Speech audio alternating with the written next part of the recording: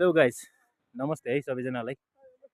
अहिले चाहिँ हामी यो हुम्ला जिल्लाको एयरपोर्ट नजिकै यस रानी वनमा है एकदम सदरमुकाम हुम्ला जिल्लाको सदरमुकाममा छौँ र यो रानी वनमा हिउँ पर्दै गर्दाखेरि सबैजना एकदम खेल्नलाई रमणीय स्थल जस्तो रहेछ है, जहाँ सबैले खेल्नुहुन्छ, रमाइलो हुँदो रहेछ।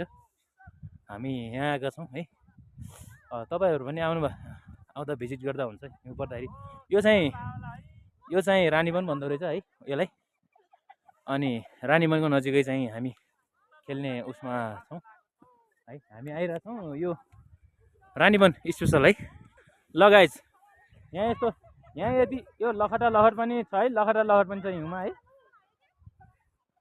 कोही लखटा लहर गर्न चाहनुहुन्छ भने आउनुहोस् है। अनि हामी चाहिँ रमाइलो गर्नलाई मात्र है। हामी रमाइलो गर्न अनि यसो घुमघाम। उहाँ चाहिँ मेरो जिग्री पार्टनर है, दोस्ती विनय गुरुङ। दाइजी एक दुई शब्द भन्नु न। ठ्याक्कै छ यार। हो हिउँ खेल्यो रमाइलो भयो है। टक्क लाएर पारा रमाइलो गर्नुपर्छ ल। हिउँ हेर्नुहोस् ल, पुरै खाँदिरहेको छ ल साथीहरू।